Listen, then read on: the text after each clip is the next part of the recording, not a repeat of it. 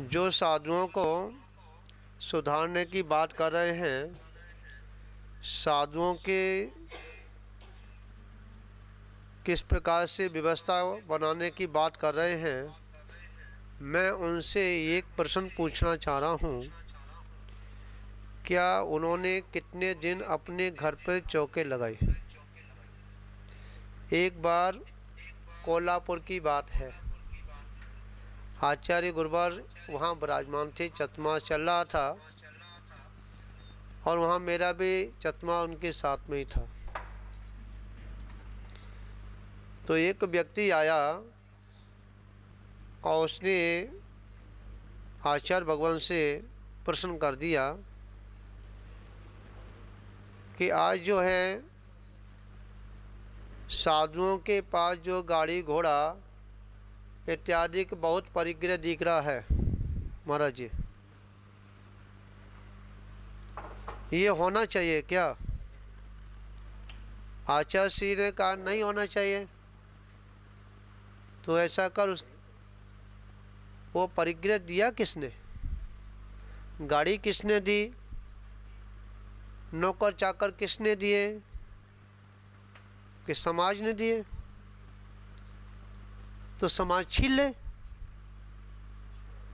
उनसे ले ले। यहां तुझे बोलने की आवश्यकता क्या है? आचार्य श्री ने फिर उससे पूछा कि बता तूने कितने मुनिराजों को आर दिया है? कि मैं तो कभी नहीं दिया, मैं तो जाता भी नहीं हूं।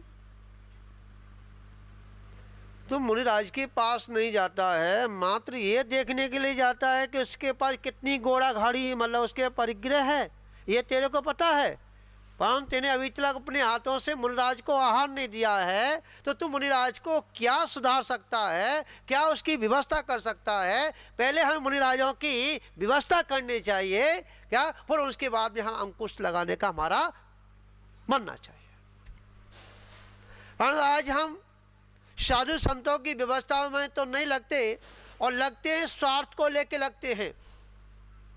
उनको अगर मालाएं माइक सम्मान मिल गया है, उनको बुलाया जा रहा है, ठीक है, चुपड़ के बात की जा रही हैं, तो ये हमारे गुरु महाराज हैं। अगर नेक भी ठेस पहुंच गई तो ये मुनिराज नहीं है, ये तो ढोंगी है। समझा? इस व्यवस्थाओं से ये व्यवस्थाएं नहीं बन पाएंगी।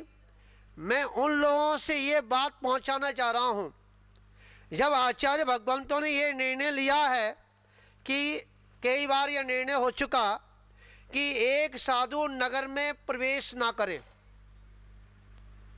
अकेला साधु एकाभिहारी न हो, परंतु एकाभिहारी में विहार कराने का कारण मात्र एक श्रावक का है, जो कि अपने शिष्य से, समझा, मतलब अपने उसके गुरु से और उसे अलग कराने का कारण एक किसका है? श्रावक का है, मात्र स्वार्थ को लेके। क्या कुछ तो इसलिए मैं साधु से जुड़ जाऊंगा और मेरा भी पेटी भरती रहेगी और साधु का भी नाम चलता रहेगा। समझा? ये कुछ भ्रांतियां ऐसी, जब तक हम इस पर रोक नहीं लगाएंगे हैं, जब तक हमारी साधु समाज की व्यवस्थाएं और श्रावकों की व्यवस्थाएं हमारी नहीं बन पाई।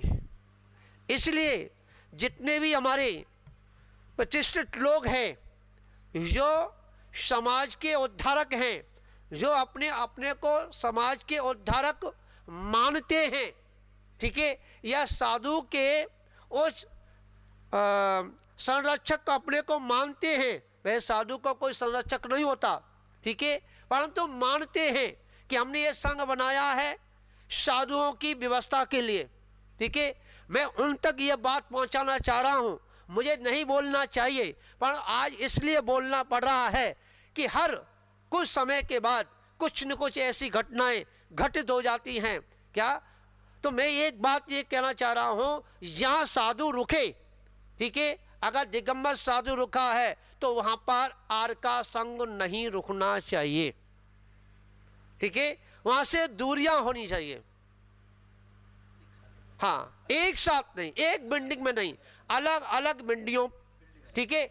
और जो बड़े बूढ़े दिखे जिनके पास कोई काम धंधा नहीं है, मात्र अपने बच्चों को खिला रहे हैं, नाती पोतों को लेकर उनकी क्या पोटी साफ कर रहे हैं, नाक पोंछ रहे हैं, उनको ये ड्यूटी लगानी चाहिए वहां पर कि जब तक दिगंबर संत आपके नगर में हैं उनकी चौकीदारी करें, समझा, वहां बैठे। हाँ हाँ, चौकीदार, देखिए मेरी भाषा वो है, आप चपड़ चपड़ के मारेंगे, मैं नहीं मारूंगा, ठीक है, मेरा डायरेक्ट मेरे पास है। तो क्या है, उनको वहां पर व्यवस्थित करें कि जब तक क्या मुनिराज हमारे अंदर समाइक में बैठे हैं, जब तक कोई भी यहाँ पर परंदा पैर नहीं रखेगा, ठीक है।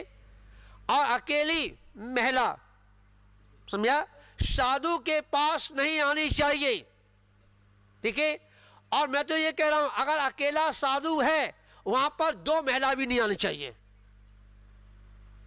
पहले अकेला साधु होना ही नहीं चाहिए, इसका निषेध होना चाहिए, समझा। अगर अकेला साधु है तो किसी क्षेत्र पर जाकर के, समझा, अपनी साधना करे, परंतु समाज के बीच में अकेले साधु को भ्रमण नहीं करना चाहिए। इस पे अंकुश लगाए, परंतु लगाते क्यों नहीं है कि वहां समाज की जो है, हाँ, समझा, लालच है कि हमें ये कमा के देगा। आज देखिए इन साधुओं को पकड़ा जा रहा है जो उनकी पैसे को एकत्र करके झोलियां भर रहे हैं, उनकी पेटियां भर रहे हैं, ठीक है। अभी महाराज जी कह रहे थे, आदित्य सागर जी महाराज, कि उन साधुओं की ज़्यादा पहुंच है जो ज़्यादा ख्याति को प्राप्त है, हैं। अब जो बड़े बड़े साधुओं के ये इतना आडंबर दिख रहा है, समझा, इतना आडंबर दिख रहा है, तो अकेला साधु फिर क्या करे, वो भी कहेगा कि मैं कुछ न कुछ जुगाड़ करूं और बड़े के पास पहुंचूं, उसकी बराबरी करूं। तो ये सारी, जब तक हम प्रदर्शन को खत्म नहीं करेंगे, जब तक हम समर्पण को क्या प्रकट नहीं करेंगे, चाहे साधु समाज का हो चाहे श्रावक का समाज का हो, ये दोनों को अंकुश लगाना पड़ेगा, जिसमें हमारे पैसे की बर्बादी हो रही है और हमारी संस्कृति का भी ह्रास हो रहा है। इसी मंगल भावना के साथ सभी को मेरा कोटि कोटि आशीर्वाद को मैं इस बात को वहां तक पहुंचाना चाहता हूं जो कि क्या साधु को सुधारने का जिन्होंने ठेका लिया है, पर साधुओं के सुधारने की जिम्मेदारी मात्र आचार्यों के ऊपर डाल दिया जाए।